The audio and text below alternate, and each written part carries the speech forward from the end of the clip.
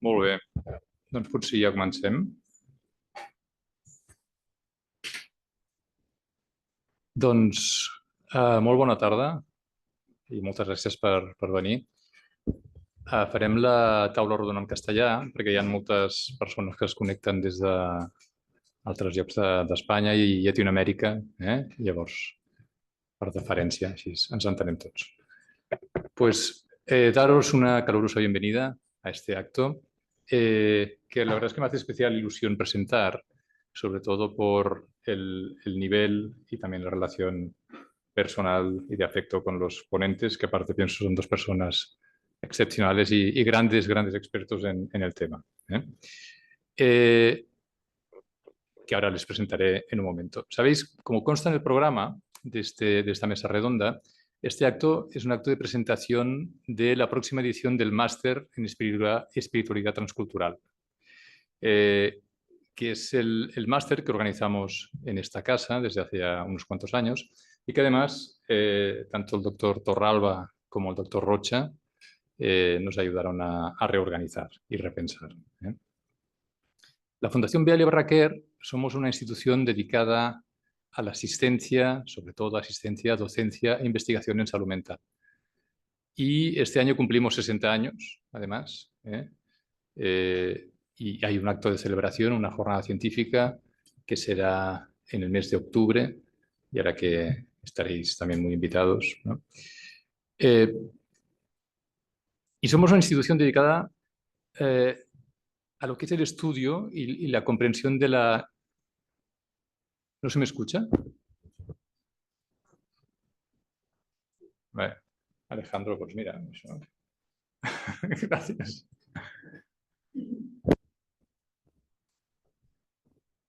¿Ahora mejor? Ah, es que estaba lejos. Somos una institución dedicada al estudio del ser humano, ¿no? Al estudio del ser humano desde una dimensión psicológica, social, biológica y espiritual. Y espiritual también desde, digamos, lo que es los principios fundacionales, ¿no? Esta institución fue fundada por el doctor Jordi Font, psiquiatra y jesuita, y que además está él celebrando su 100 aniversario en muy breve, que también es un acto fantástico. Bueno, como os decía, este acto sirve de presentación de este máster en espiritualidad transcultural, que es también una aproximación no confesional a la espiritualidad, pero sí que comprende dos cursos centrados en ámbitos específicos que sí que ofrecen un recorrido comprensivo sobre la dimensión espiritual del ser humano, marcado por la búsqueda del sentido y por el desarrollo de esta dimensión trascendente de la persona. Y el máster sí que invita a acercarnos a esta dimensión desde una perspectiva transversal, interdisciplinar, ofreciendo una aproximación a la espiritualidad desde una perspectiva filosófica, antropológica, cultural, fenomenológica, psicológica, por supuesto, neurocientífica y estética, sentando las bases de la comprensión de la diversidad de experiencias espirituales de la humanidad y su fundamento. Y también en el segundo curso, son 2 años, se entra más en un recorrido por las grandes experiencias espirituales y místicas de la humanidad, incluyendo la dimensión naturocéntrica, cosmocéntrica, antropocéntrica, así como también los nuevos movimientos espirituales y la dimensión espiritual que va más allá de las tradiciones religiosas. Todas aquellas personas que tengan interés en el máster pueden visitar la web de nuestra institución y escribir también al email de la Secretaría Académica. Y en cuanto a la mesa de hoy, sí que la idea, como también sabéis, ¿no?, es invitar también a nuestros ponentes a reflexionar acerca del valor de la espiritualidad, de cómo pensar la psicología y la espiritualidad, y el factor también protector de la espiritualidad, ¿no?, desde una perspectiva de bienestar emocional. Nos interesa mucho la salud mental, nos interesa mucho abordar los trastornos mentales, pero nos interesa mucho el poder ayudar a identificar y reconocer los factores protectores favorecedores de lo que conocemos como salutogénesis, ¿no? Nos interesa estudiar los trastornos mentales, pero nos interesa mucho también estudiar la salutogénesis, todos aquellos factores protectores y favorecedores del bienestar emocional, ¿eh?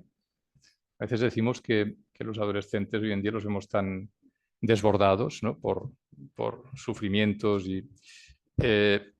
pero qué importante que es no solo hablarles de los problemas de salud mental, sino de los factores protectores en salud mental, ¿eh? Esa pues también es una responsabilidad. Y en este sentido, pensar en el aspecto protector de la espiritualidad, entendido como aquello que favorece el bienestar emocional y como elemento que ayuda también a poder afrontar las inevitables adversidades, contratiempos y a veces también, desgraciadamente, tragedias a las que se tiene que enfrentar el ser humano.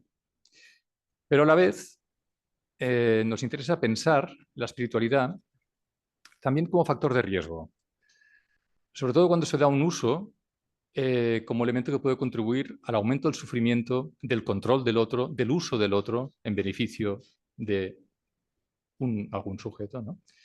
Algo que puede aumentar el sufrimiento psíquico y el riesgo también psicopatológico. Si algo sabemos sobre el ser humano es que el ser humano es relacional, ¿no? Existimos y nos hacemos personas gracias a una relación. Y también que el sufrimiento es relacional. El sufrimiento, los trastornos mentales, los podríamos entender muy sintéticamente y explicado de forma muy sencilla, ¿no? Como las disfunciones en las relaciones con nosotros mismos y las disfunciones en las relaciones con los demás. También sabemos, y hay una sólida e indiscutible evidencia, de que el principal factor de riesgo prevenible de los trastornos mentales son las experiencias adversas en la infancia, lo que en inglés se conoce con el acrónimo ACEs, ¿no? Adverse Childhood Experiences, que son las negligencias, el maltrato, el abuso, ¿no? Yo creo que es muy importante subrayar esto, ¿no? Son el principal factor de riesgo prevenible de los trastornos mentales. Si elimináramos las experiencias adversas en la infancia, los trastornos mentales descenderían exponencialmente, ¿eh? Obviamente hay elementos genéticos, biológicos, elementos temperamentales, con los que uno nace en temperamento de base, ¿no? Y con eso llegamos, digamos, constitucionalmente, pero donde podemos intervenir y prevenir es en todo aquello que sucede al ser humano desde el momento de la concepción, incluso desde la vida intrauterina, sobre todo lo que sucede desde el momento del nacimiento, ¿no? Y en ese sentido hablamos de un factor de riesgo muy importante cuando pensamos en estas dinámicas relacionales donde se da un patrón de abuso. Y en la mesa de hoy nos centraremos sobre todo también en el factor de riesgo desde la espiritualidad cuando se da un patrón de abuso que entendemos y podemos definir como el abuso espiritual también, ¿eh? Pues sin más dilación, porque nos interesa mucho escuchar a los ponentes, os voy a presentar, aunque yo creo que tampoco necesitan mucha presentación. Francesc Torralba, doctor Francesc Torralba es filósofo, es teólogo, es doctor en filosofía, doctor en teología, doctor en pedagogía y doctor en historia, arqueología y artes cristianas. Siempre impresiona mucho ver la cantidad de tesis doctorales que tiene el doctor Torralba y ahora, si me permite, Francesc, también compartir que está trabajando en un nuevo doctorado en psicología, que nos hace especial ilusión en esta casa, además de tenerle como profesor, que siempre es un gran honor. Así que muchas gracias por acompañarnos. Y a Miguel Perlado. Miguel Perlado, psicólogo clínico y forense, psicoterapeuta y psicoanalista, miembro de la Sociedad Española de Psicoanálisis, donde además nos conocimos. Nos une ya una larga trayectoria profesional y de amistad, ¿no? Bueno, hicimos la formación juntos, Miguel y yo, hace ya unos cuantos años. Y también me hace especial ilusión que esté aquí con nosotros, también es profesor de la casa. Y Miguel es especialista en dinámicas y derivas sectarias, ¿eh? Lleva muchos años trabajando con personas y ayudando a personas atrapadas en este tipo de dinámicas de abuso espiritual. Así que doy la palabra a Miguel Perlado. después a Francesc y tendremos un espacio también de debate con la sala y con las personas que están en casa, que ya se van sumando bastantes. Así que adelante. ¿Se escucha bien? Sí. Bueno, muchas gracias, Mar, por la presentación. Es un placer estar aquí con vosotros dos, compartiendo mesa. Gracias también a los asistentes que están en cuerpo presente y también a los que están en cuerpo ausente, pero presentes digitalmente. Vamos a ver si lo que traemos hoy puede generar un rico debate, ¿no? Y algunas reflexiones o intercambios que nos puedan nutrir a todos, ¿eh? El título del acto que nos convoca hoy ya tiene como para pensar en sí mismo, ¿no? Psicología y espiritualidad, ¿eh? Si empezamos por la palabra de espiritualidad y sin ánimo de empezar a hacer un debate conceptual acerca del término en sí mismo, les traslado que yo me siento más cómodo con una noción amplia, de una comprensión amplia de lo que entendemos por espiritualidad, no exclusivamente centrada en lo religioso, sino como una forma de comprender todo aquel tipo de actividades que de alguna manera comportan un crecimiento personal, aquellas otras actividades que también promueven alguna modalidad de alcanzar una suerte de paz mental y también, en definitiva, todas aquellas actividades o prácticas que están relacionadas con la búsqueda de un significado, de una trascendencia o de algo que nos trascienda a nosotros mismos.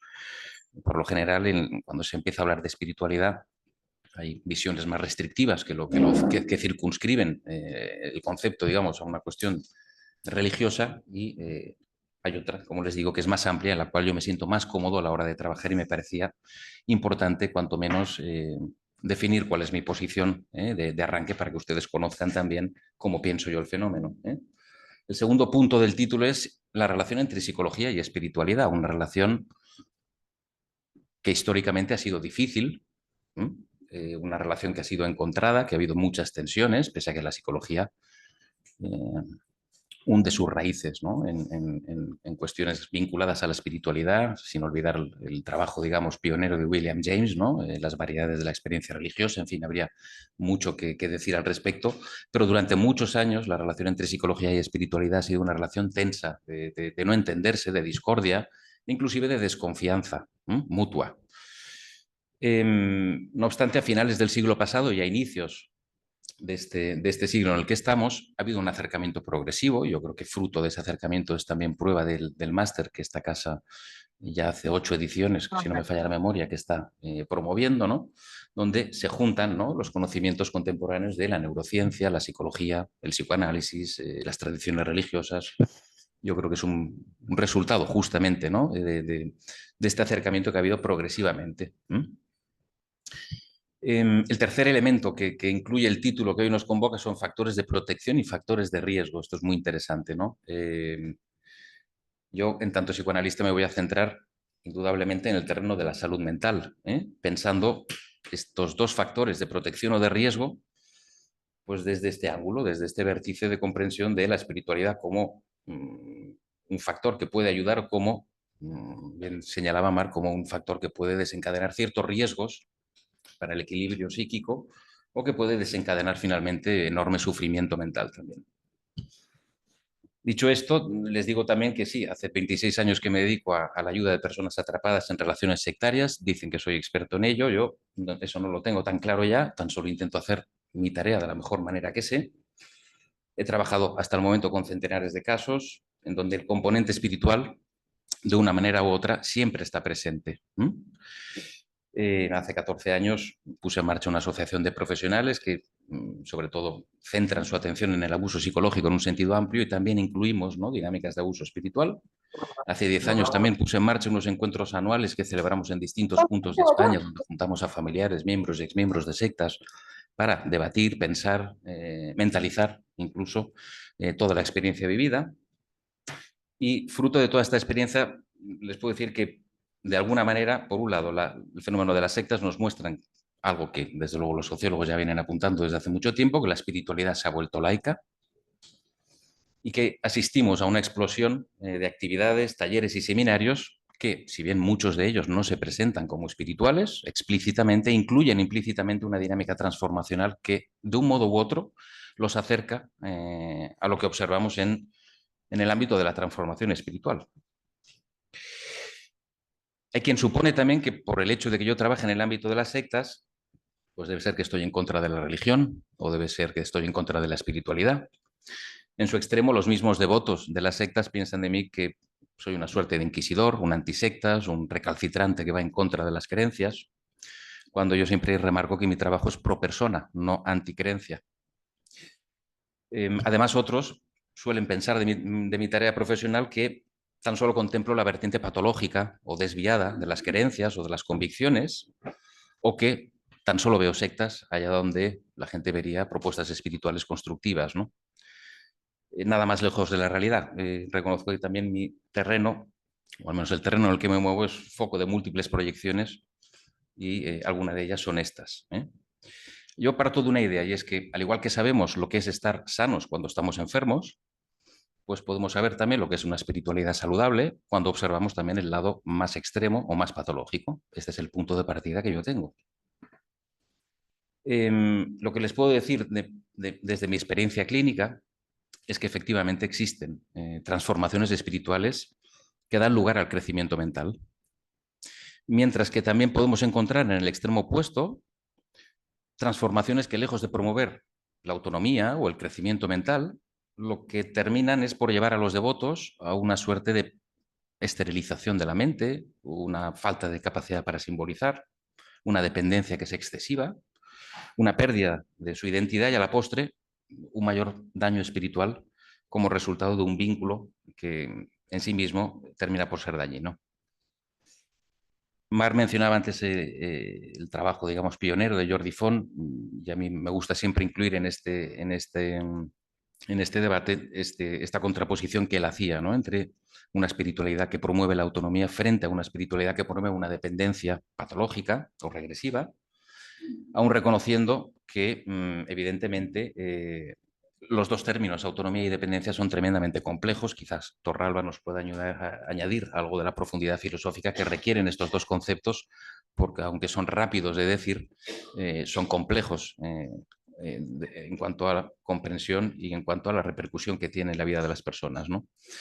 Particularmente como psicoanalista entiendo que la autonomía es algo que se conquista a través de la dependencia. No viene dada la autonomía. Al mismo tiempo, la autonomía suele tomar sentido dentro de una matriz relacional. Soy autónomo en relación a o por contraposición a. Por lo tanto, la autonomía siempre está íntimamente ligada a la dependencia. Si nos movemos de la experiencia clínica a los estudios empíricos, vemos que hasta la fecha, efectivamente, el panorama que emerge es el de una compleja interacción entre espiritualidad y salud mental. Las relaciones parecen ir en múltiples sentidos, no son relaciones causales claramente identificadas, y vamos a hablar continuamente de correlaciones, es decir, de elementos que guardan una relación, aunque todavía no sepamos con exactitud cuáles son las líneas maestras de esa vinculación. Entonces, los estudios, o algunos de ellos, no voy a mencionar todos los estudios, pero sí algunas ideas que nos pueden dar pista para el debate posterior. Los estudios nos hablan de múltiples correlaciones que son, insisto, elementos para pensar y que nos dejan muchas más preguntas que no respuestas. Pero abordando la primera de las preguntas que nos convoca hoy, ¿no?, si la espiritualidad puede ser o no un factor de protección, observamos, si hacemos una revisión de la literatura publicada en los últimos 20 años, por ejemplo, que toda la investigación nos muestra una correlación positiva entre espiritualidad y salud mental. Por ejemplo, se observan niveles más altos de bienestar psicológico, niveles más bajos de estrés y una sensación de mayor satisfacción con la vida entre personas que tienen una espiritualidad saludable. En este mismo sentido, también varios estudios nos apuntan a que la espiritualidad puede mejorar el modo de afrontar los problemas de la vida, puede reducir también el impacto de los factores de estrés que puede atravesar una persona, e inclusive puede ofrecer protección ante ciertos problemas de salud mental. En este sentido, también diversos estudios empíricos nos muestran correlaciones positivas entre la espiritualidad y una mejor protección frente a la depresión o trastornos depresivos, frente al suicidio y también con los trastornos adictivos. En cualquier caso, los motivos por los cuales la espiritualidad impacta positivamente sobre la salud mental están en abierta discusión a día de hoy. Si bien parecen relacionarse en mayor medida con que las espiritualidades proporcionan un propósito, un significado a las personas, fomentan el sentimiento de comunidad y de apoyo entre las personas, mejoran mecanismos de afrontamiento ante los problemas de la vida y promueven también emociones positivas y también ofrecen una perspectiva de vida esperanzadora, y esto favorece una mejor salud mental. A grandes rasgos, por tanto, podemos afirmar a día de hoy que la espiritualidad puede proporcionar beneficio psicológico importante. No obstante, y si bien la investigación nos dice que puede proporcionar un beneficio importante, en tanto que da significado y propósito, al mismo tiempo, la espiritualidad puede también convertirse en una fuente de estrés y de tensión. Yo voy a mencionar tan solo algunos aspectos que pudieran afectar negativamente a la vivencia espiritual sin ánimo de ser exhaustivo ni cubrirlos todos, sino para lanzar algunos elementos que nos abran después el pensamiento para el debate. Hablaré muy esquemáticamente de factores que se relacionan con la persona, por un lado, y luego también con factores que se relacionan con el contexto espiritual, porque creo que son dos aspectos que a veces se cruzan, pero que podemos considerarlos por separados para una mayor claridad expositiva. Veamos los factores de riesgo, digamos, desde el punto de vista individual. Una primera idea que nos puede ayudar es una distinción que se hizo hace ya muchos años, ¿no?, entre la forma, digamos, de vivencia de la espiritualidad dirigida extrínsecamente o intrínsecamente, ¿no? Aquellos que no estén familiarizados con esta distinción, viene a significar de alguna manera que hay orientaciones hacia lo espiritual que están fundamentadas o basadas o orientadas a obtener digamos, una cierta conveniencia como resultado de la práctica, ¿no? Esto sería una espiritualidad extrínseca frente a una espiritualidad intrínseca que se fundamenta en motivaciones internas, más auténticas, digámoslo así, y que vienen motivadas por un deseo íntimo y sincero de acercamiento a la espiritualidad y que de alguna manera traspasa toda la vida de las personas, ¿no?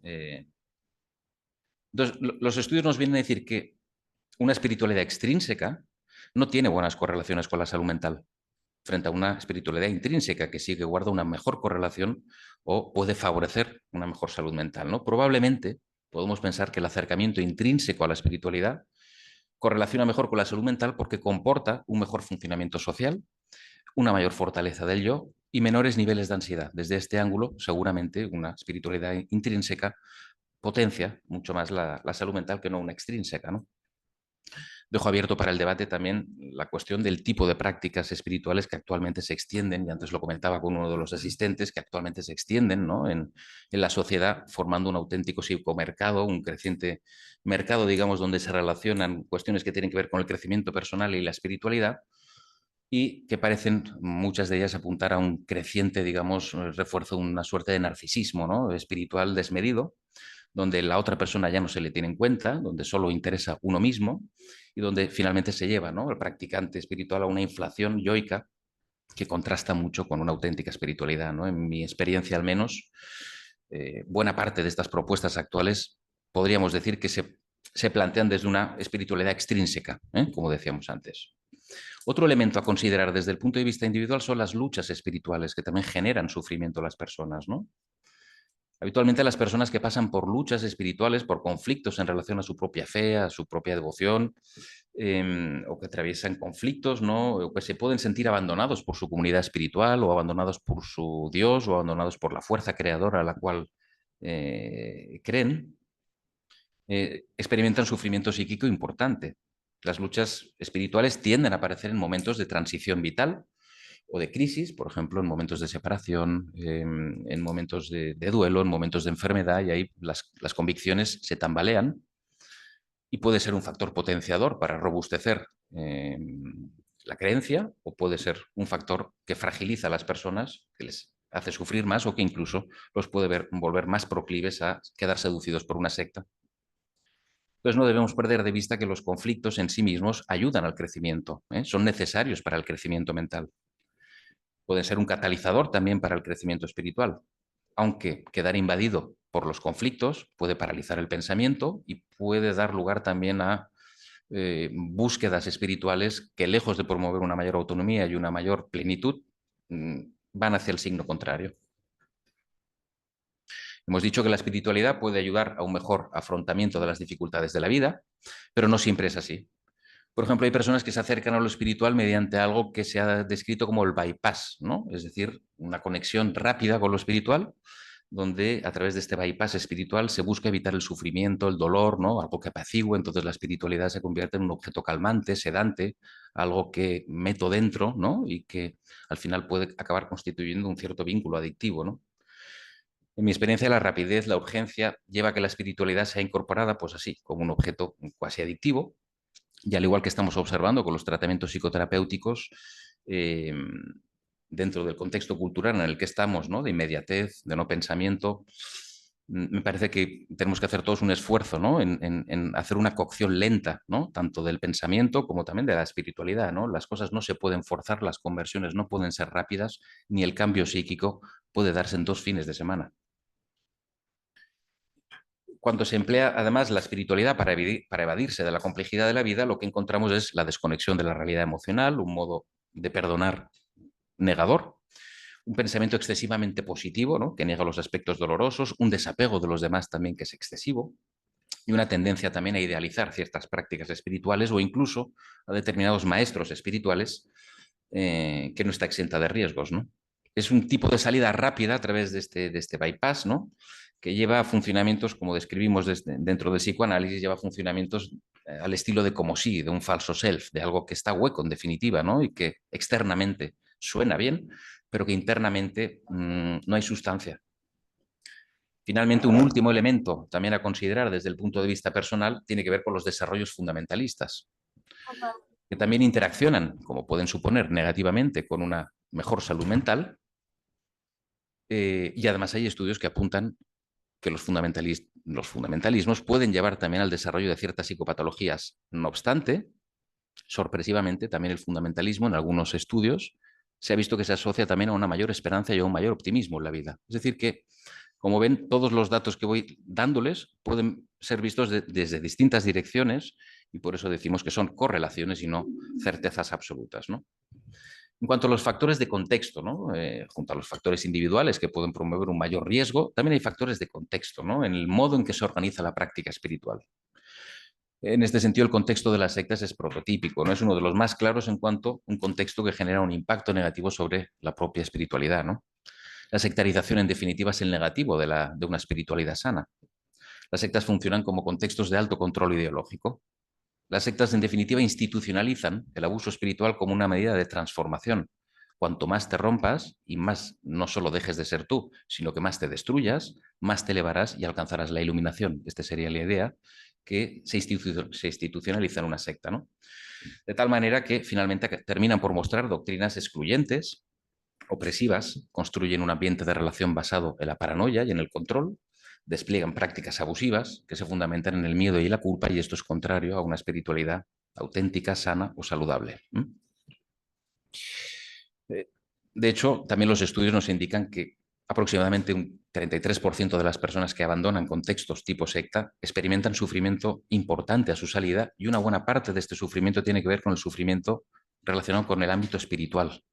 Se rompen por la mitad y ya no saben en qué creer, en definitiva, ¿no? Y hay que hacer toda una tarea a la salida de ayudar también a revincularse con la espiritualidad que pudo haber sido distorsionada o dañada, ¿no? En esta misma línea también hay otros factores que tienen que ver con el contexto, por ejemplo, aquellos contextos espirituales que promueven doctrinas que enfatizan la culpa y el castigo de una manera predominante, lo que puede favorecer que el practicante o que el devoto se sienta indigno, insuficiente, no merecedor, y por lo tanto vivan, ¿no?, atemorizados de no alcanzar aquello que se les propone, porque hay dentro del sistema doctrinal una deidad que es punitiva, castigadora, casi persecutoria, y eso puede dar lugar en esos contextos a identificaciones que no facilitan la maduración espiritual. Al mismo tiempo, si esas enseñanzas son rígidas, pueden además desarrollarse aspectos como una mayor inflexibilidad, de modo que nos vamos a encontrar con formas de vivir la espiritualidad rígida, inflexible, inamovible, donde no se van a considerar puntos de vista alternativos u otra manera de ver las cosas. Por otra parte, y si bien la espiritualidad también tiende a promover el apoyo comunitario y social, también es cierto que puede conducir al aislamiento y a la exclusión. Por ejemplo, las personas que incursionan en la espiritualidad en contextos de grupos de alto control ideológico, es decir, sectas, terminan por experimentar muchos de ellos un importante nivel de ostracismo, de rechazo, lo que conduce a una mayor soledad, a un mayor sufrimiento, a la incomunicación y a la desconexión afectiva, lo que en sí mismo termina por ser un factor de riesgo conocido que puede desembocar en varios problemas de salud mental como trastornos depresivos, ansiosos u otros. Finalmente, y para ir cerrando, como apunte también para la reflexión posterior, decir que se han realizado algunos estudios donde también se han intentado valorar cuál es el impacto de ciertas creencias determinadas sobre los practicantes, ¿no? Y lo cierto es que, si bien la influencia de ciertas creencias espirituales sobre el bienestar físico o psicológico no es del todo clara nuevamente, sí que han aparecido algunos estudios que apuntan a que aquellas personas que mantienen, por ejemplo, creencias acerca de que las acciones de una vida anterior pueden influir sobre las experiencias actuales, tienden a mostrar peor salud física y mental que aquellos que no mantienen esta creencia. Es un dato interesante. Incluso entre aquellos que hubieran podido estar expuestos, por ejemplo, a traumas violentos, las creencias en el karma parecen relacionarse con niveles más altos de sintomatología de estrés postraumático. Otro dato también a tener en cuenta. La autorregulación que deriva de ciertas prácticas espirituales, desde luego, puede ayudar a que las personas no incurran en comportamientos de riesgo, en comportamientos dañinos, ¿no? Pensemos en las drogas, en otros comportamientos sexuales promiscuos, no exentos de riesgos, de contagio, etc. Ciertas convicciones espirituales pueden proteger de determinados riesgos, pero también, en el sentido contrario, pueden favorecer digamos, conductas que van en el sentido contrario, ¿no? En tanto, por ejemplo, la creencia de que la salud tan solo depende de la fuente originaria o de la deidad, puede, y así los estudios nos lo indican, puede también favorecer una menor adherencia a un tratamiento médico o psicológico, al mismo tiempo que también pueden acabar incidiendo en que hay una menor detección del cáncer a un tiempo necesario como para ser intervenidos exitosamente, en tanto en cuanto depositan la causa en una fuente externa y desatienden ciertas cuestiones que tienen que ver con el propio cuidado, ¿no? En fin, podríamos seguir desarrollando todos estos aspectos, pero hay un tiempo limitado en la mesa, tiene que haber espacio al debate. Podríamos concluir indicando, por tanto, que sí, que la espiritualidad y las creencias globales o específicas están íntimamente implicadas tanto en la creación como en el alivio, pero también en la exacerbación de las dificultades humanas o en el desarrollo o riesgos ante ciertos trastornos, ¿no? Estoy seguro que me dejo muchas cosas por decir, pero las podemos hablar más tarde. Así que gracias por la atención y doy paso al colega. Gracias.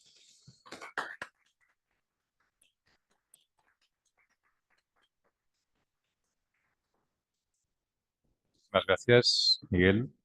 Tiene la palabra Ernesto Ralba. Pues muchas gracias, Marc. También gracias, Miquel, por esta presentación tan ordenada, tan exhaustiva, a pesar de la brevedad del tiempo. Y voy a tratar de abordar la cuestión que nos ocupa desde una disciplina distinta, que es el abordaje filosófico, por un lado, y teológico, por otro. Empiezo con una primera constatación que ya ha sugerido Miquel, que es, estamos frente a un concepto que simplemente es muy difícil de conceptualizar, clarificar, precisar, que es eso que denominamos espiritualidad. De hecho, si simplemente analizamos el uso que se da a este vocablo en distintos pensadores contemporáneos, uno se da cuenta que está frente a un vocablo que más que unívoco es equívoco, porque hay usos muy distintos de la misma palabra. Llámese Geist, llámese Ghost, llámese Esprit, pero la misma palabra tiene usos semánticos, significados muy distintos, ¿no? Les pongo 3 ejemplos, ¿no? Lo espiritual en el arte, Wassily Kandinsky, ¿no? Una obra extraordinaria, ¿no? Das Geistige in Kunst, ¿no? Bueno, allí hay un uso de la palabra espiritual, muy distinto del uso que hace Max Scheler en El puesto del hombre en el cosmos, 1928, ¿no? Y también muy distinto del que hace, por ejemplo, nuestro inmenso Salvador Dalí en su Mi vida secreta, ¿no? My Secret Life, ¿no? Todos utilizan la palabra spirituality, ¿no? Pero el uso El significado es muy distinto. Si eso pasa entre artistas, literatos, filósofos, teólogos, ¿qué va a pasar en el cuerpo social cuando utilizamos la palabra espiritualidad? Pues que se multiplica, se fragmenta ad infinitum el uso de esta palabra. De tal modo que para algunas personas cultivar la espiritualidad es orar, para otros es meditar, para otros es pasear, para otros es abrazarse a un árbol, para otros es hacer el amor y para otros es dar de comer al hambriento, que es clásicamente una obra de misericordia corporal entre las 7 obras de misericordias corporales que narra el Catecismo de la Iglesia Católica, ¿no? Entonces estamos frente a una palabra muy manoseada, ¿no?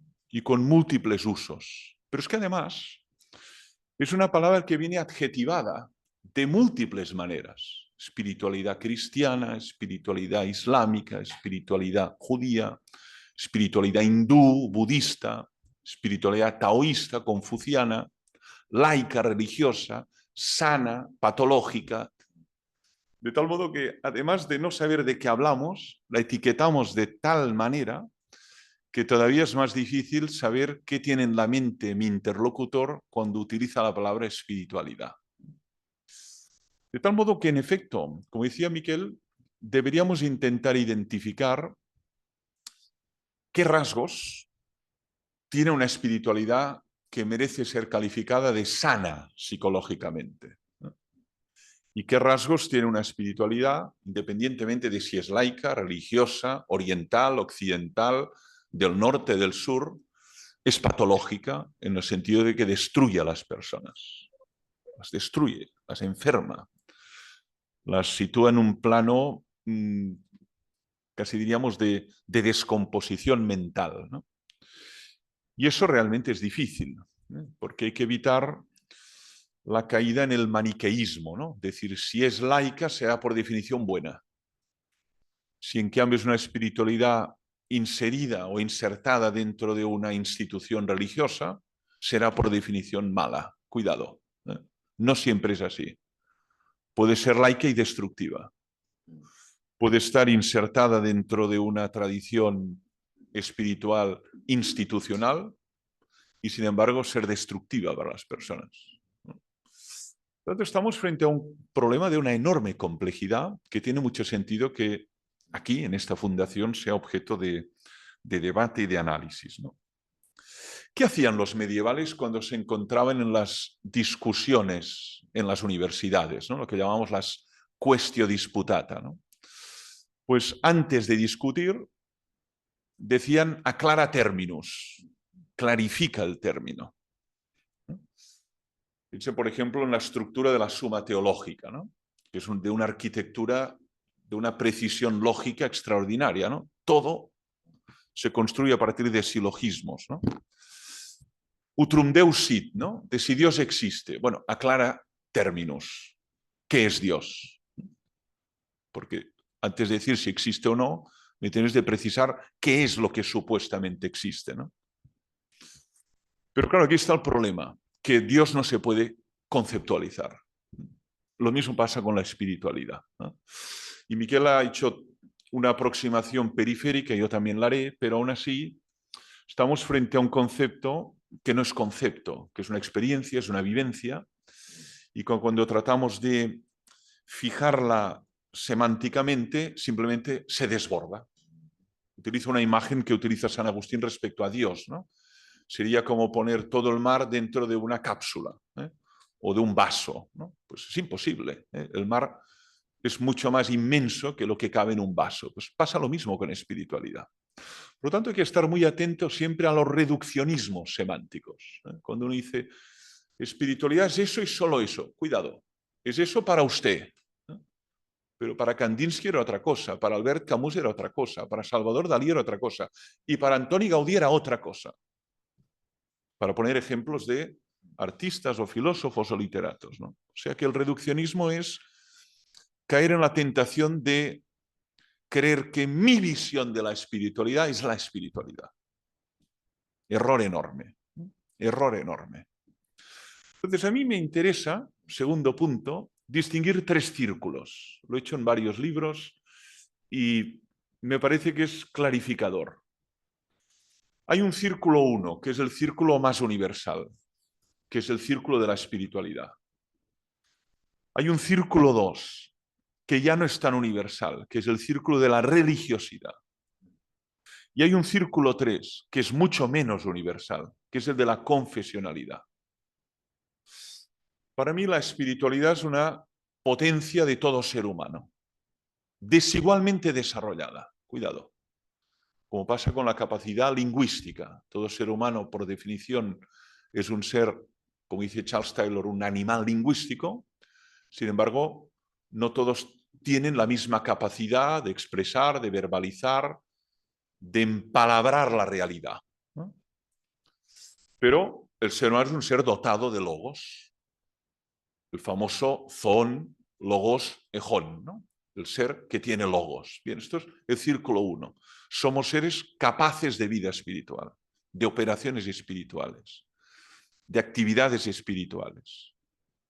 Creyentes o no creyentes, orientales o occidentales, niños y adultos. La espiritualidad como el ser se dice de muchas maneras. Como el ser, como el amor, se dice de muchas maneras. Luego hay un círculo 2, que es el de la religiosidad. Para mí evoca ya la relación con un ser que llamamos Dios o divinidad o ser supremo. Evoca relacionalidad. Religare, aquí utilizo mucho la etimología de Xavier Zubiri, que evoca relación con algo o alguien. Llámese Cristo, llámese Buda, llámese Allah, llámese la Madre Tierra. Por tanto, puede ser un ser personal, un tú, o puede ser una realidad impersonal, ¿no? Algo, ¿no? En cualquier caso, aquí hay religiosidad, hay vinculación. Esa vinculación puede ser tóxica también, ¿eh? O puede ser una vinculación que desarrolle, haga crecer al ser humano, ¿no? Y luego hay un tercer círculo, que es el más pequeño, que es el de la confesionalidad. El sentido de pertenencia a una determinada comunidad donde hay roles, estructura, organización, rituales, símbolo, historia, ¿no? Esta persona pertenece a una comunidad. La persona pertenece a otra, ¿no? El belonging, diríamos, ¿no? La pertenencia, ¿no? Entonces es muy interesante observar que por un lado hay espiritualidades laicas, que no se ubican dentro de los parámetros de una comunidad religiosa constituida. Lo ha dicho también Miquel, ¿no? Pero la afirmación de la espiritualidad no presupone Dios. Hay una espiritualidad sin Dios. Por ejemplo, el budismo primitivo. ¿Quién puede discutir que el budismo no es una espiritualidad? Desde el siglo V a.C. Y sin embargo, en el budismo primitivo no hay Dios, pero hay espiritualidad. ¿Cómo no? Entonces, este es el segundo apartado, ¿no? La espiritualidad se dice de muchas maneras, sí, pero estos tres círculos pueden ayudar, ¿no? Hay formas de confesionalidad que depende de cómo se articulen y se estructuren, pueden sucumbir a comunidades herméticas o impermeables. Formas destructivas. Tanto este belonging, cuidado, ¿no? Porque hay formas de comunidad que por su impermeabilidad y por la relación de poder que se establece en su seno, simplemente es un lugar donde uno se asfixia, se ahoga y tiene que salir. Tiene que escapar, no aguanta más. Y sin embargo hay comunidades que permiten al ser humano crecer, desarrollarse, experimentar bálsamo, consolación cuando todo se hunde. Tanto cuidado también que la confesionalidad o la pertenencia hay que analizarla con lupa, ¿no? Y como sabéis muy bien, Miquel, los que os digáis este fenómeno, es muy difícil periféricamente poder identificar, ¿no? Hay que entrar dentro, hay que verlo atentamente, porque lo que aparentemente es una comunidad abierta, permeable, resulta que de facto es una estructura hermética que destruye a personas. Esto pasa, aunque la apariencia es de un centro cultural, de una comunidad de ayuda, y hay formas de instrumentalización de los seres más vulnerables. Tercer elemento, y aquí voy a la pretensión de al menos relacionar espiritualidad sana con 3 palabras. La primera tiene que ver con vínculos de calidad. Para mí una espiritualidad sana, un factor, digamos, para poder discernir es qué tipo de vínculos tiene esta persona con los demás. Son vínculos de compasión, de fraternidad, de benevolencia, de estima, de ayuda mutua, o vínculos de odio, destrucción, aniquilamiento, abuso, maltrato, sumisión, explotación. Para mí es clave esto. Por sus obras les conoceréis, ¿no? Pues usted cultiva una espiritualidad. De entrada no puedo identificar si es buena o mala, pero sí que puedo observar cómo se vincula con los demás usted. ¿Qué tipo de vínculo tiene? Con los suyos y con los otros. Importante. Porque si uno solo tiene vínculos de calidad endogámicos, con los que son como usted, blancos, heterosexuales, occidentales, pero con los demás los vínculos son de desprecio, arrogancia, subyugación, vínculos de mala calidad. Esta espiritualidad no construye vínculos de calidad. Es una espiritualidad tóxica o patológica o destructiva o corrosiva, ¿no?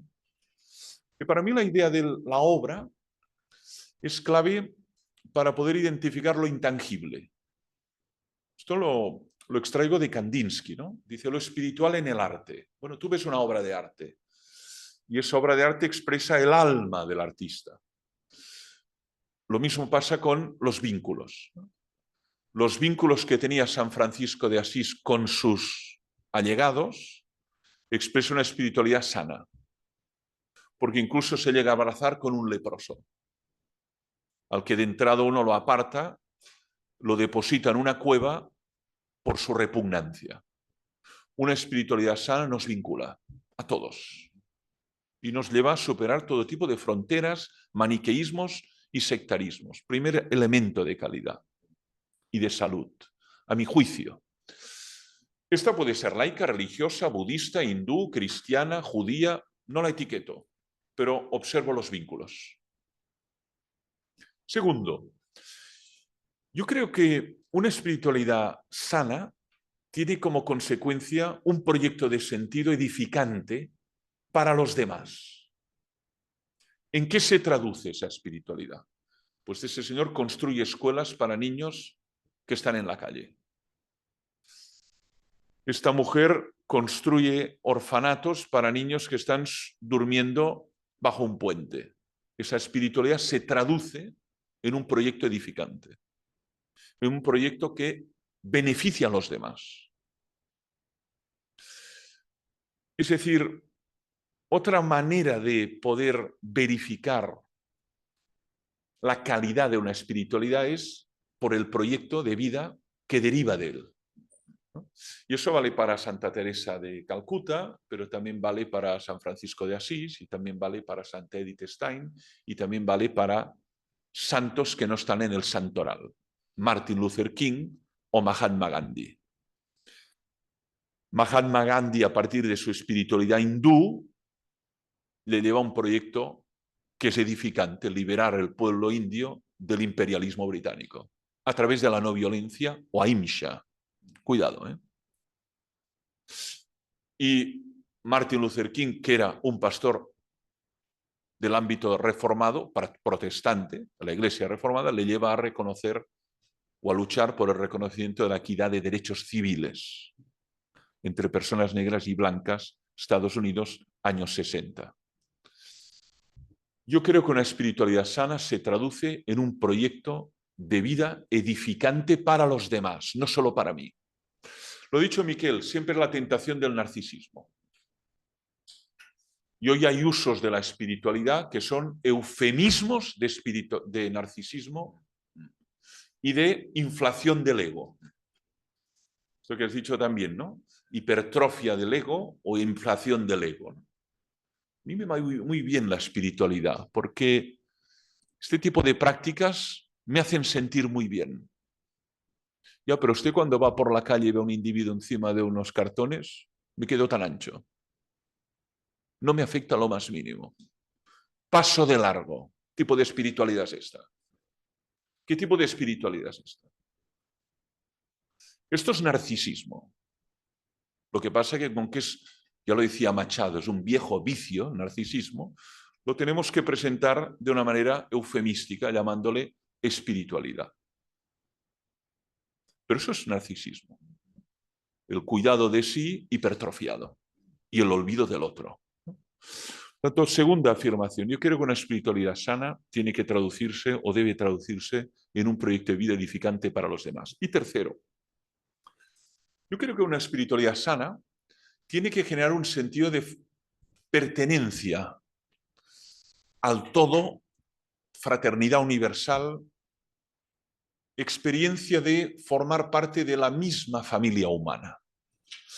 Las personas espirituales que yo he estudiado y los maestros espirituales que he estudiado, precisamente son espirituales porque saben identificar lo que une a todos, los seres humanos, incluso más que los seres humanos. Fraternidad cósmica, ¿no? Es decir, una espiritualidad que separa, que genera muros, nosotros y vosotros, ellos y nosotros, para mí es un índice de una espiritualidad de baja calidad. Este señor, desde que ha entrado a este grupo, empieza a hacer dicotomías. Nosotros y vosotros, ellos y nosotros. Y además maniqueas. Nosotros somos los que estamos redimidos, salvados, amados y en la verdad, el resto, como diría Calvino, massa damnata, massa condenada. Piensen en 3 ejemplos y cierro. Mahatma Gandhi, su interpretación del Bhagavad Gita, el poema más sensacional de los Vedas, ¿no? La capacidad de ver lo que une a los distintos niveles castales de la tradición hindú, contra lo cual reaccionó muy enérgicamente Mahatma Gandhi, sin renunciar al hinduismo. Cuidado. Aunque hubo en él una tentación cristiana, pero no renunció al hinduismo. Pero por otro lado, criticó enérgicamente esta organización sectaria, clasista, propia de la religión más antigua de la humanidad, que es la organización por castas, desde los parias hasta los brahmanes. Segundo ejemplo, el ejemplo del Tao Te Ching atribuido a Lao Tse, 81 capítulos, cuando se le atribuye esa frase a Lao Tse, porque de hecho el texto no es suyo, sino recoge enseñanzas supuestamente de Lao Tse, ¿no? Que dice: el necio solo ve las diferencias, el sabio ve lo que une o lo esencial. O sea, también desde una tradición taoísta china o una tradición hindú como la de Gandhi, la persona espiritual es ver lo que une. Y por tanto, todo lo contrario de la polarización. Si la espiritualidad te separa de los tuyos, de tu familia, de tu madre, de tu padre, o te lleva a odiar o a discursos de odio del que no es como tú, espiritualidad enferma o patológica. Yo lo haría a partir de estos 3 criterios, ¿no? Calidad de los vínculos, proyecto de vida edificante y, por otro lado, sentimiento de pertenencia al todo o una espiritualidad que contribuya a identificar lo que me une con el que es muy distinto. Yo creo que en todas las tradiciones religiosas y espirituales hay personas capaces de trascender y de identificar esos elementos unitivos, ¿no? Desde Jesús a Buda, a Lao Tse o a Confucio, ¿no? Bien, mi pequeña aportación. Gracias por la atención.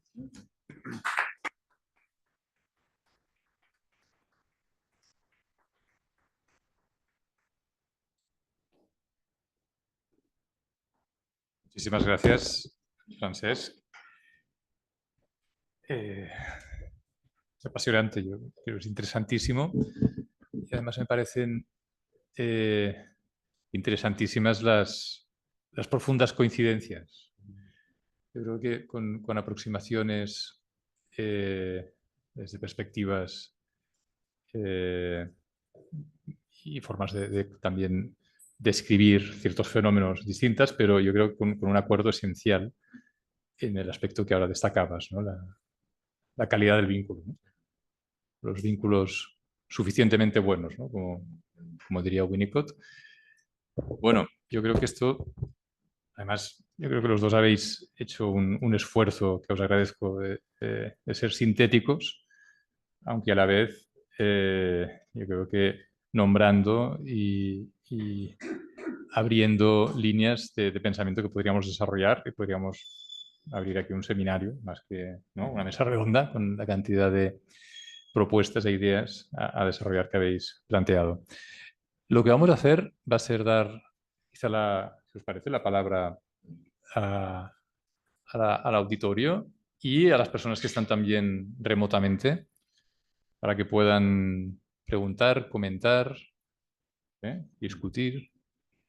Así que tenéis la palabra. Si alguien en casa quiere decir alguna cosa, si sabéis levantar la mano visualmente. Ahora veo que Francisco Ruiz ha levantado la mano visualmente. Si alguien la quiere levantar, y tenemos otra palabra aquí. Si alguien la quiere levantar virtualmente, también si sabéis el mecanismo del Zoom para levantar la mano. Entonces, disculpar, como he visto aquí a Francisco antes, le damos la palabra a Francisco y después la pasamos aquí a la sala. Sí, Francisco, tienes que abrir el micro, por favor. Buenas tardes, muchas gracias por la conferencia. Quiero preguntarle al doctor Torralba, escuché con atención cuáles podrían ser los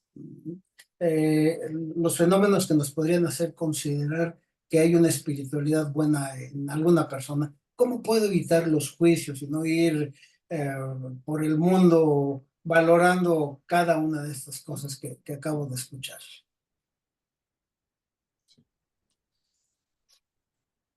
Gracias por la pregunta, ¿no? En efecto, yo creo que es imprescindible la capacidad crítica o el sentido crítico, ¿no? A veces hay como una relación casi opuesta, ¿no?, entre espiritualidad y criticismo. Yo creo que no. Yo creo que no. Yo creo que el criticismo es una herencia moderna que tenemos que introducir en nuestras vidas y evitar la credulidad ciega, ¿no? Como lo ha dicho este gurú, es verdad, así. Como lo he leído en este libro que supuestamente ha escrito este gurú, es verdad, así. Hay mucha credulidad, ¿no? Y además la credulidad va muy unida a la ignorancia y va muy unida a la multiplicación de prejuicios, tópicos, estereotipos, ¿no? Los hombres y las mujeres espirituales que al menos he leído son muy críticos y desarrollan muy a fondo este criticismo. Por lo tanto, no es una especie de asunción acrítica de determinadas tesis o determinadas afirmaciones, ¿no?, sino que hay capacidad de examinarlas, valorarlas y ver qué consecuencias tienen en la praxis estas afirmaciones, ¿no? Entonces, yo creo que la única herramienta o armadura que tenemos cuando uno está navegando por la red y se encuentra supuestos gurúes espirituales que te van a iluminar la vida y encaminar por el buen camino, es no abandonar el punto de vista crítico. Es decir, mantener vivo un escepticismo metodológico. Es decir, bueno, ¿me lo creo o no me lo creo? Alguien dirá, bueno, pero este criticismo te puede llevar a no afirmar nada, ¿de acuerdo? Pero lo otro te puede llevar a una obediencia ciega a alguien que supuestamente te va a ordenar, a iluminar y a encaminar por el buen camino. Punto de vista crítico. Esta es la única herramienta y armadura que creo que tenemos. A ver, yo estoy de acuerdo con lo que dices, Francesc, pero a veces la capacidad crítica vuela por los aires, ¿no? Cuando estamos en un momento de crisis, nuestras convicciones se tambalean, ¿no? Y no me refiero exclusivamente a las convicciones espirituales, sino a las convicciones de cómo funciona el mundo. Nunca creí que esto me iba a pasar a mí, nos decimos, ¿no? De pronto las convicciones, es decir, aquello que nos sostiene internamente, se resquebraja. Cuando esto sucede, tenemos un anhelo, como siguiendo una idea que plantea un psicoanalista que es Christopher Bolas. Él habla de que tenemos una necesidad de encontrar un objeto transformacional, es decir, tenemos una experiencia desde que venimos al mundo de ser sostenidos en los brazos de alguien y esa dependencia nos ayuda a crecer. Cuando entramos en crisis, la capacidad crítica vuela por los aires porque necesitamos ser sostenidos. Entonces, en esa encrucijada es donde pueden darse fenómenos de alta complejidad que tienen que ver con los enganches más enloquecedores que observamos en las sectas, ¿no? Porque tú te entregas a un proceso transformacional que tiene aspectos herméticos, como tú antes sugerías, ¿no? Entonces, bueno, yo estoy de acuerdo con lo del criticismo y mantener una crítica, digamos, sostenida y metodológicamente, pero hay momentos emotivos donde, y lo vemos, ¿no? El enamoramiento es uno de esos estados, ¿no? Donde, en fin, la razón vuela en fin, desaparece, ¿no? Y vale que alguien te diga, oye, pero es que no te has dado cuenta de cómo es fulano o mengana. Sí, bueno, pero yo me la quiero mucho, ¿no? De hecho, hay decisiones en la vida que si supiéramos todo lo que acontece después no las tomaríamos nunca, ¿no? Probablemente nadie se casaría o no tomaríamos determinadas decisiones, ¿no? Es decir, hay fenómenos en la vida que tienen que ver con fenómenos pasionales y ahí a veces la razón puede volar por los aires. Sí, por eso, completamente de acuerdo, ¿no? A veces no basta con el punto de vista crítica, pero disponer de una comunidad sólida y no gaseosa o líquida ayuda a mantener esa persona a flote a pesar de que sufre lo que Jaspers dice, una situación límite, ¿no? Un duelo, una muerte traumática, un fracaso, una enfermedad, un diagnóstico fatal. Experimenta ese vértigo ontológico, ¿no? Que es de mi vida, esto no me podía pasar a mí, tengo 40 años. Si tiene una comunidad de apoyo sólida, muy diferente de estar atomizado en el mundo, solo. Y entonces, naturalmente, el gurú con malas intenciones se aprovecha de esta vulnerabilidad. Ven conmigo, te ofrezco una comunidad cálida donde te encontrarás refugio en este mundo inhóspito, ¿no? Entonces, es verdad, el juicio crítico es clave, no es suficiente, pero disponer de vínculos incondicionales, ¿no? Te sustenta, te ayuda. Es decir, bueno, no estoy solo pasando este trance, ¿eh? Y por tanto disponer de una comunidad que no va a utilizarte para determinados fines, yo creo que puede salvarte de la caída en comunidades herméticas que van a usar de ti para explotarte como un vasallo o un siervo. Sin ánimo de copar toda la discusión, porque son los asistentes los que tienen que emplear. A veces hay contextos espirituales que olvidan que son grupos. Entonces, cuando los contextos espirituales olvidan que en sí mismos son grupos humanos y que están sujetos, digamos, a dinámicas inconscientes como grupo, pueden darse complicaciones. Yo entiendo lo que dices y lo suscribo, que un contexto, digamos, que sostiene y que que tiene unos vínculos, ¿no?, suficientemente saludables, puede ayudar, indagablemente, ¿no? Pero los grupos son grupos. Y las comunidades espirituales no están exentas de los dinamismos de los grupos que conocemos desde el estudio psicoanalítico de cómo funcionan esos procesos inconscientes y cómo puede llegar a intoxicar el proceso de grupo, incluso un proyecto que de arranque era muy loable y respetable. Es decir, el gurú no aparece de la nada, no está lineal. El gurú es construido y co-construido y emerge de un contexto de grupo de alta complejidad que pudo emerger inicialmente con un propósito espiritualmente saludable, pero que deviene sectarizado fruto de un proceso de grupo. Sí, sí. Me parece interesantísimo este punto. Si me permitís decir una cuestión, porque claro, pienso que estáis abordando cuestiones fundamentales, ¿no?, a nivel intrapsíquico y a nivel interpersonal, ¿no? Y yo lo pensaba desde el valor, porque lo pensamos en la clínica, ¿no?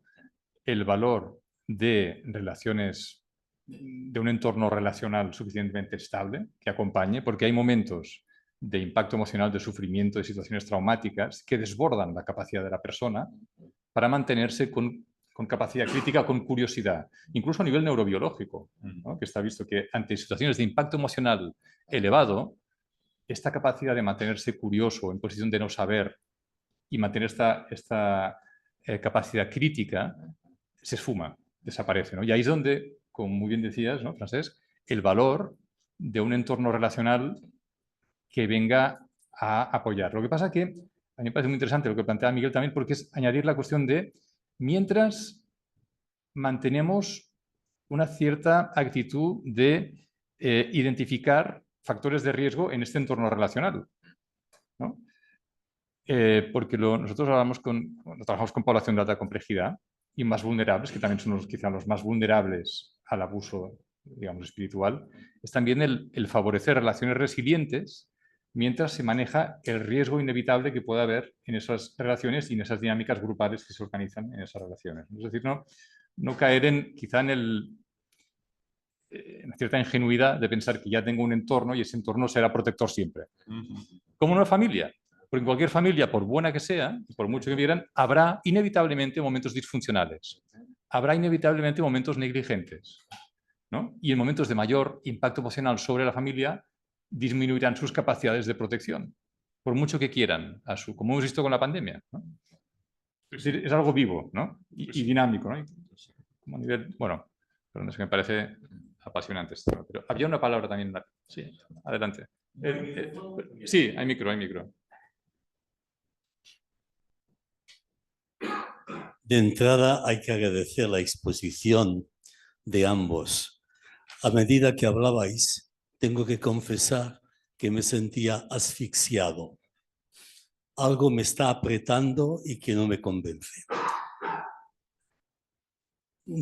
Primero diré la aportación y después el título de un libro. Tanto la teología como la filosofía como la psicología son tres aspectos de una totalidad. No son tres realidades. La palabra espiritualidad hay que ir a la etimología, y entonces pondremos el adjetivo al lado. Todo este conjunto lo siento yo como proceso madurativo integral.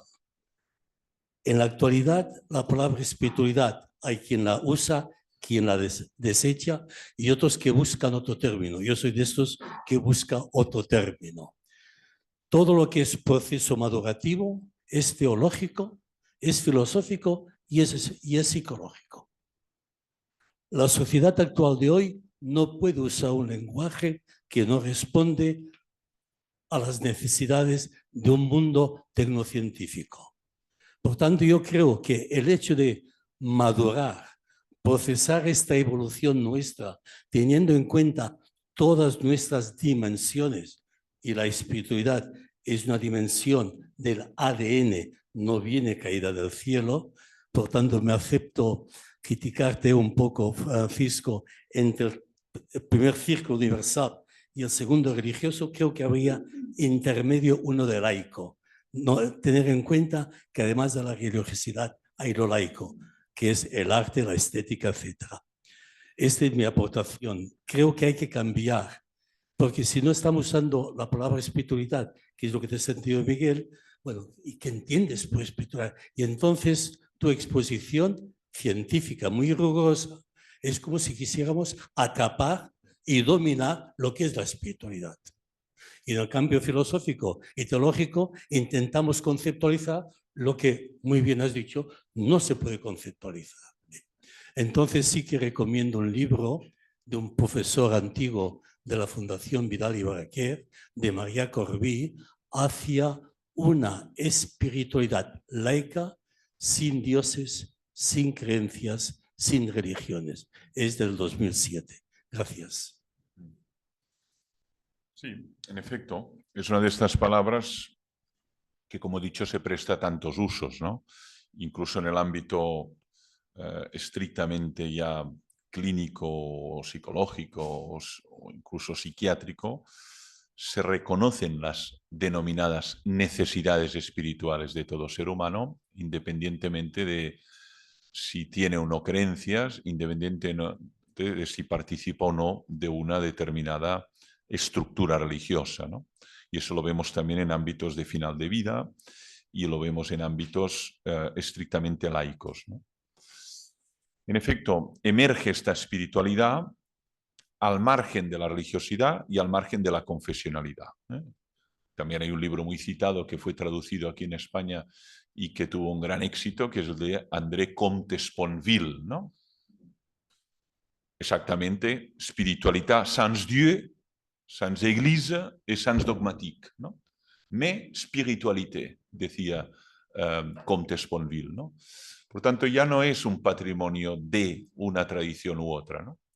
Ahora, a mí me ha interesado mucho el proceso madurativo, porque es un tipo de expresión que precisa más y seguramente tiene una clave de recepción más amplia, ¿eh? En cambio, la palabra espiritualidad genera en algunos entornos, quizá todavía muy por herencia materialista o positivista o conductista, actitudes de rechazo, ¿eh? La palabra espíritu, aunque vaya una a la etimología, ruach, neuma y espíritus, ¿no? Pero genera rechazo, ¿no? En otras latitudes no, ¿eh?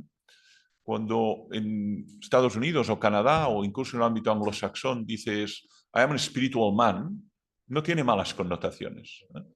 Pero en otras latitudes se asocia a clerical, doctrinario, anacrónico, obsoleto, enclaustrado en una tradición religiosa. Lo cual es un significado muy pobre realmente y que uno quiere rehusar, ¿eh? En efecto, el cambio proceso madurativo tiene una clave de recepción más amplia. Gracias. Integral, sí, sí. Gracias. Una palabra, Luisa Fernanda. No sé si nos escuchas, sí. Adelante, Luisa. Buenas tardes. Uy. No te escuchamos, Luisa. Pues mira el volumen de aquí. ¿Escuchan? Ahora sí. Adelante, Luisa. Bueno, mucho gusto, me presento. Somos de la Corporación Universitaria Uniminuto. Nos conectamos desde Colombia y la duda que tenemos es saber cuáles son esos peldaños o primeros pasos que se pueden seguir para iniciar una espiritualidad sana o alejada de lo tóxico, dirigida hacia la salud mental.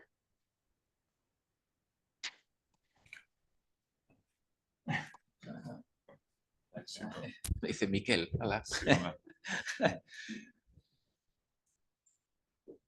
Es que es una pregunta complicada, ¿eh? Darse tiempo, no precipitarse en la toma de decisiones, abrir el diálogo con los demás. Yo creo que Francés antes mencionaba, ¿no?, esos 3 pilares en los cuales sustenta, ¿no?, su tesis en relación a la espiritualidad sana, y estoy muy de acuerdo, ¿no? Tiene que ser una espiritualidad que de alguna manera genere esos vínculos de calidad, esa interconexión, ¿no? No puede ser una espiritualidad aislante, es decir, hay que darse un tiempo, hay que contrastar, hay que hablar, no hay que precipitarse, hay que estar también muy atento también a lo que uno va sintiendo, ¿no? Darse el tiempo. Yo creo que estos serían de entrada algunas cosas que plantearía como para no precipitarse, ¿no?, digamos, a proyectos. Si lo pensamos desde el ángulo sectario, para precipitarse en proyectos que se presentan con una apariencia, como bien decía Francés también, pues interesante o que puede ser estimulante, pero que finalmente pueden devenir en algo más tóxico, dañino o destructivo. Entonces, bueno, darse un tiempo, hablar, intercambiar, ¿no? Compartir y no precipitarse. Yo diría que lo primero es eso, ¿eh? No sé si Francés ahí. Sí, no, yo comparto una decisión tan sustantiva como introducirse, pues, en una comunidad espiritual, en un ámbito donde realmente hay un cambio sustantivo de vida, requiere de una deliberación preliminar que pasa por el tiempo y pasa por el diálogo con personas que ya viven en esa situación y que puedes observar qué tipo de consecuencias tiene esa opción fundamental en sus respectivas vidas, ¿no? Piensen, por ejemplo, en la entrada pues, de un monje en una comunidad como puede ser la Cartuja o la comunidad benedictina o la comunidad de la Compañía de Jesús, ¿no? Hay un tiempo. Usted quiere ser jesuita, cuidado. De entrada, tiempo. Observe. Antes de la profesión solemne hay un tiempo muy largo hasta que finalmente esta persona puede discernir sí o no. Y en algunos casos, pues el noviciado ha sido suficiente para ver que no es lo que encaja con mi estilo, modelo, carisma, vocación originaria, ¿no? Fantástico, ¿no? Por tanto, también en el ámbito de la espiritualidad laica o de otros tipos de comunidades es esencial esto que decía ahora Miquel, el tiempo, la deliberación y el diálogo con personas que viven esa espiritualidad auténticamente y tienen una experiencia de años, de tiempo, ¿no? Y puede ser eso generador de adhesión, de adherencia o más bien de apartarse, ¿no? Yo no quiero acabar como este sujeto, ¿eh? O yo querría vivir con esta serenidad, esta paz, este desprendimiento, esta liberación que tiene este monje franciscano. Caray, es muy distinto, ¿no? Por lo tanto, es muy interesante el diálogo con quienes viven auténticamente esa espiritualidad. Neri de Aurella. Ay, el micro.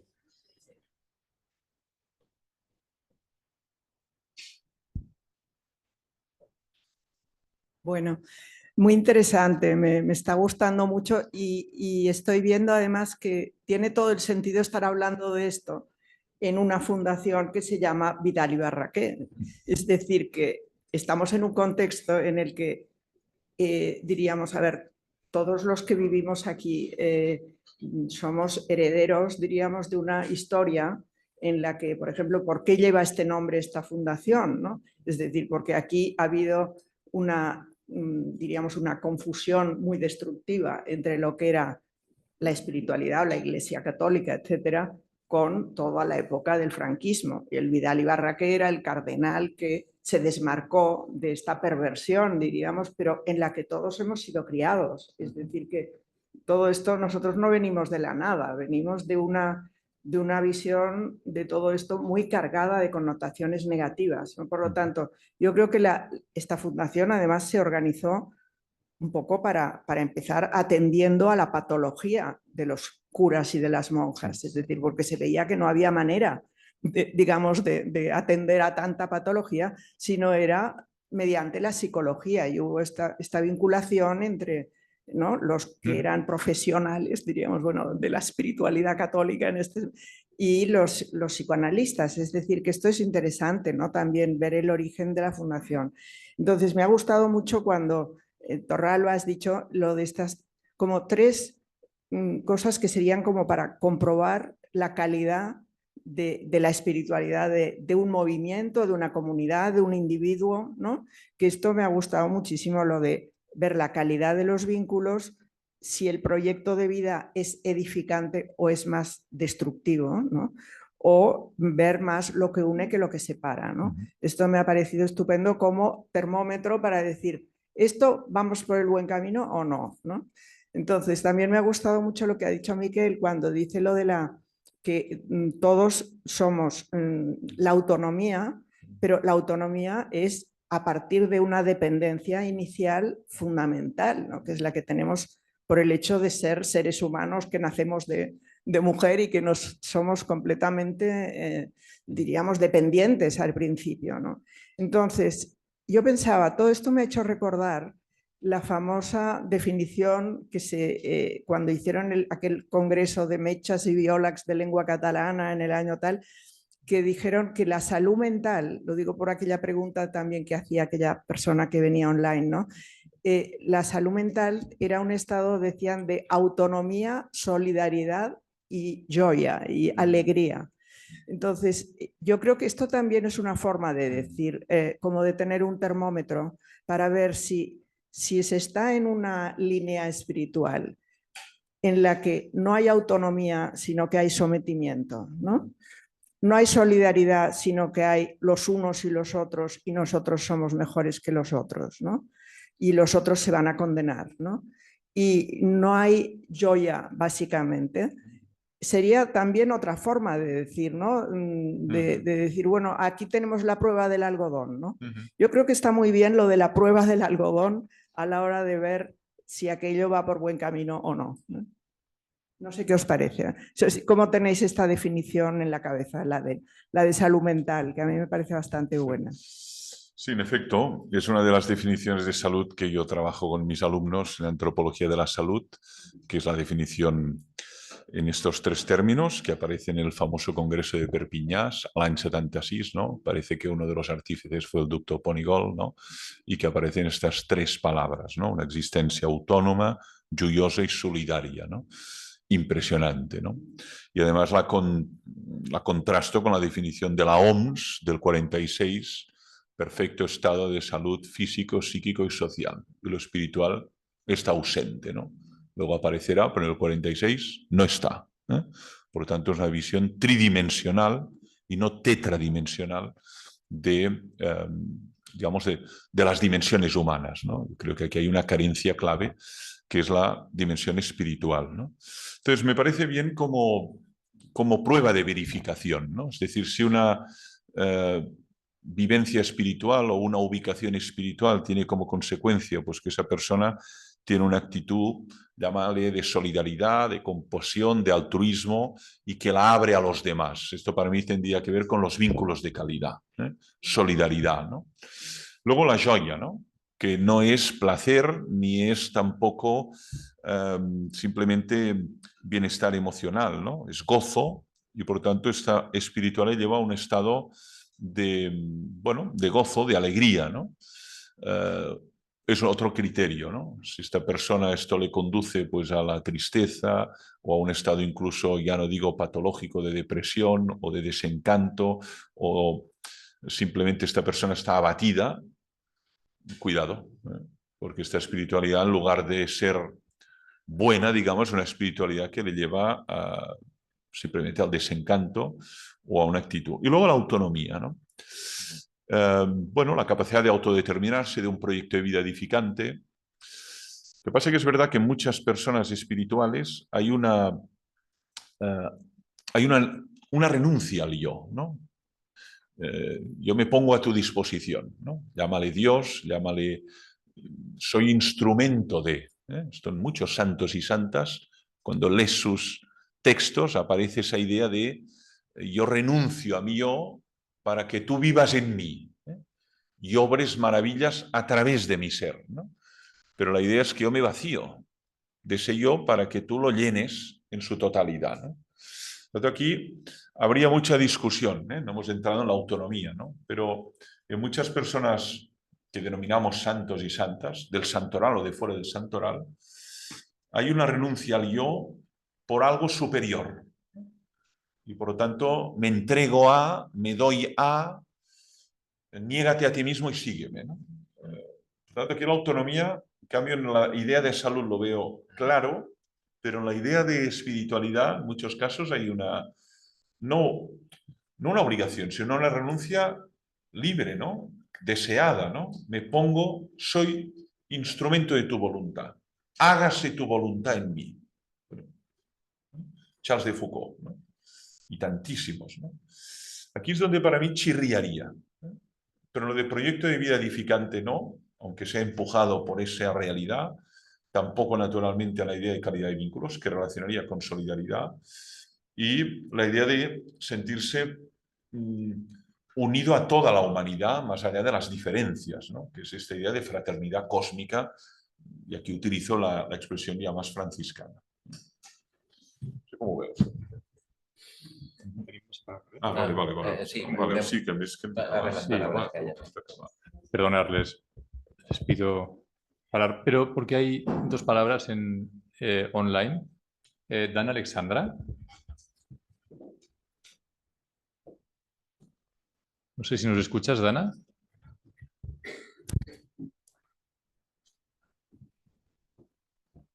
Parece que no. Y si no, disculpa, pero el nombre que aparece es Uniminuto. ¿Sí? Adelante. ¿Me escucha? Se escucha, se escucha. Me presento, mi nombre es Dana Alexandra, también hago parte de la Corporación Universitaria Minuto de Dios. Mi pregunta es, ¿cuál es la diferencia entre religión y espiritualidad? Bueno, es una diferencia también que da pie a un seminario, ¿no? Pero para mí, a ver, espiritualidad, para mí, como he dicho, es el círculo más amplio, sin negar que puede haber uno más amplio, que lo has dicho muy bien, el arte, la música, la estética, ¿no? En cambio, religión tiene que ver ya con un sistema de creencias, un sistema de prácticas, una distribución de roles, una estructura más o menos institucional, un universo simbólico, determinados rituales, ¿no? Y uno puede distinguir, está la religión cristiana, está la religión judía, la religión musulmana, ¿no? Para mí tiene más que ver con un todo organizado, ¿no? Con un sistema estructurado, ¿no? De creencias, de prácticas, de rituales, con una historia, ¿no? En cambio, espiritualidad, bueno, puede estar insertada dentro de la religión, pero puede desarrollarse en el margen o más allá de las religiones institucionalmente formadas. Sí. No, totalmente. La idea sería, no hay religión sin espiritualidad, pero pueden haber espiritualidades sin religión. Sí. Sería un poco esta la idea. Gracias. Hay dos preguntas más escritas. Una de Rosa que dice, mi pregunta es para quien quiera responder, no me funciona el audio. Actualmente las sectas nos entran por internet. ¿Cuáles son los primeros datos de alarma de sospecha? Gracias. Bueno, los primeros signos que se observan tienen que ver con cosas que hemos hablado aquí también, ¿no? Es decir, la persona se aísla, se distancia, adquiere un nuevo lenguaje que repite como un cliché, que cree que tiene un sentido, pero es un cliché que no favorece el pensamiento, sino que se emplea como un mantra, ¿no? Que se repite, se repite. Cambian los vínculos, hay una mayor decantación, digamos, hacia la nueva propuesta en detrimento de otros vínculos externos, hay un mayor ensimismamiento en la persona, un mayor ombliguismo y una menor disposición a estar con los demás o entregarse a los demás. En definitiva, son cambios que los vamos observando poco a poco, no necesariamente acontecen de la noche al día, aunque luego los medios de comunicación les gusten los grandes titulares, sino que es un proceso de lenta cocción, hasta que al final se van haciendo pequeños clics en la mente de la persona, que no son clics de comprensión profunda, sino que son clics de, pues eso, de construcción de su identidad, de irla desmontando y que tienen que ver con esos primeros signos, que tienen que ver eso, con un alejamiento, cambios en la forma expresiva, a veces cambios en la mirada, una mirada huidiza, esquiva, o a veces te miran como si penetraran dentro tuyo y te estuvieran haciendo una radiografía viendo en ti algo que no se sabe qué es, ¿no? Un lenguaje impostado, pero hueco, reiterado y repetitivo. Ese tipo de signos son los que se observan. Y hay otra pregunta escrita de Cruz Sánchez. Dice, brillante exposición y discusión. Me gustaría saber qué implicación tiene la ansiedad de muerte en la espiritualidad. Ansiedad de muerte. Bueno, a ver, no cabe duda que el ser humano, en tanto ser dotado de conciencia, puede anticipar, ¿no?, su final, ¿no? Y eso, cuando se produce, genera angustia, ¿eh? La certidumbre de dejar de ser, que es la única certidumbre que tenemos, nos angustia, ¿eh? Entonces, la espiritualidad, ¿cómo actúa frente a esa angustia ontológica, frente al dejar de ser, ¿no? Depende, ¿eh? Hay espiritualidades que apuntan a una vida eterna.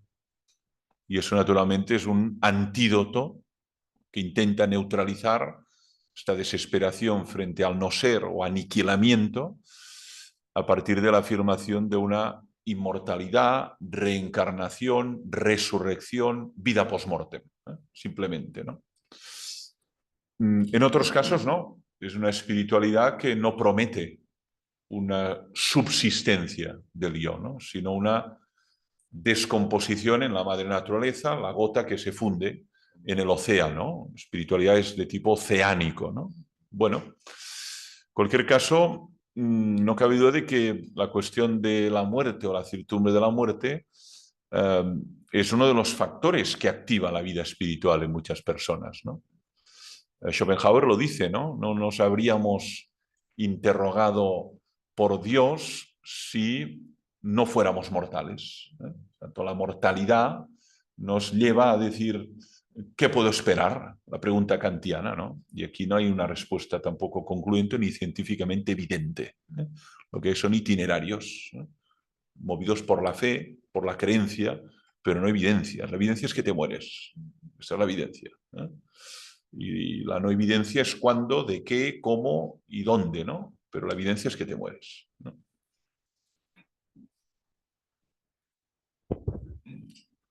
Bien, estamos en tiempo.